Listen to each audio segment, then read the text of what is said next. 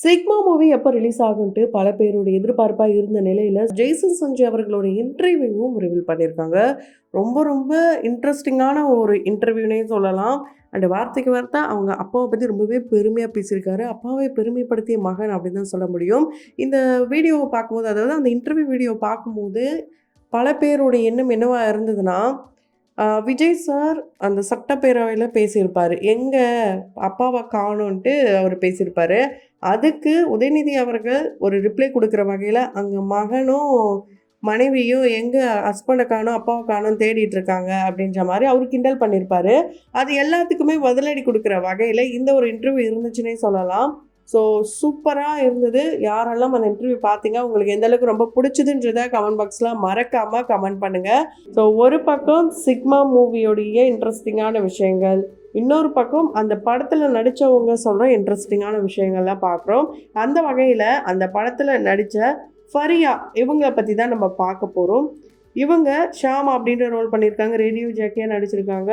உண்மையாலே ஒரு இண்டிபெண்டன்ட்டான பொண்ணா தான் வலம் வந்துட்டு இருக்காங்க.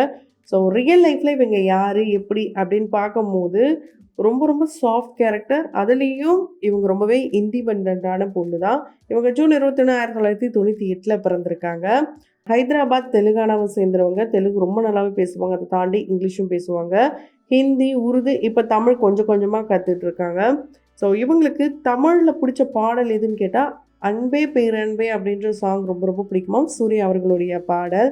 எப்போவுமே அதை முணுமுணுத்துக்கிட்டே இருப்பாங்களாம். இவங்களுடைய ஒரு ஃபஸ்ட்டு க்ரஷ் அப்படின்னு எடுத்துக்கிட்டால் பப்ளு வாங்க. அது ரொம்ப ரொம்ப பப்பி லவ்வாக ஆரம்பிச்சதாம். அதுதான் இவங்க ட்ரீம் லவ் அப்படிலாம் கூட நினச்சிட்டாங்களாம். கொஞ்சம் வளர்ந்ததுக்கு அப்புறம்லாம் கூட அந்த பப்ளுவெலாம் நினச்சி பார்ப்பாங்களாம். ஏன் நம்ம பப்ளுவே மேரேஜ் பண்ணக்கூடாது அப்படிலாம் யோசிப்பாங்களாம். அந்த அளவுக்கு இவங்க இருந்திருக்காங்க.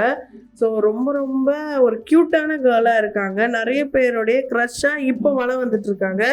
இவங்க எங்கே படிச்சிருக்காங்க, வளர்ந்துருக்காங்க அப்படிலாம் பார்க்கும்போது மாஸ் கம்யூனிகேஷன் படிச்சிருக்காங்க லயோலா காலேஜில். அண்டு அது எங்கே இருக்குன்னா சென்னை கிடையாதுங்க, செகண்டராபாத்தில் இருக்க லயோலா காலேஜில் தான் இவங்க படிச்சிருக்காங்க. ஸோ நல்லா படிக்கிற பொண்ணு. சின்ன வயசுலேயே வந்து மீடியா ஆர்வம் இருக்கிற பொண்ணு. ஸோ இவங்க ஃபஸ்ட்டு எடுத்ததுமே அப்படியே மூவிலலாம் வந்து வரல, கொஞ்சம் கொஞ்சமாக தான் வந்திருக்காங்க. சிட்டி அப்படின்ற ரோல் பண்ணியிருக்காங்க.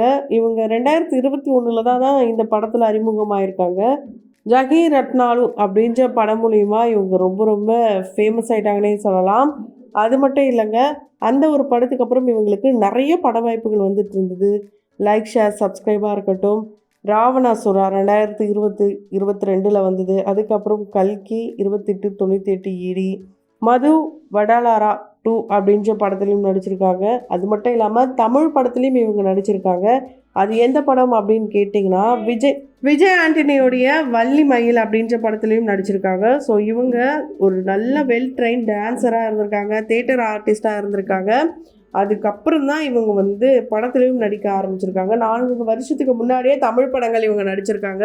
தமிழ் படத்தில் ரொம்ப நல்லாவே நடிச்சது மட்டும் இல்லாமல் கொஞ்சம் கொஞ்சமாக தமிழும் கற்றுட்ருக்காங்களாம். இவங்களுக்கு இங்கே ரொம்ப நல்ல எதிர்காலம் இருக்குன்னே சொல்லலாம். சிக்மா படம் மூலயமா நல்லா அறிமுகமாயிருக்காங்க.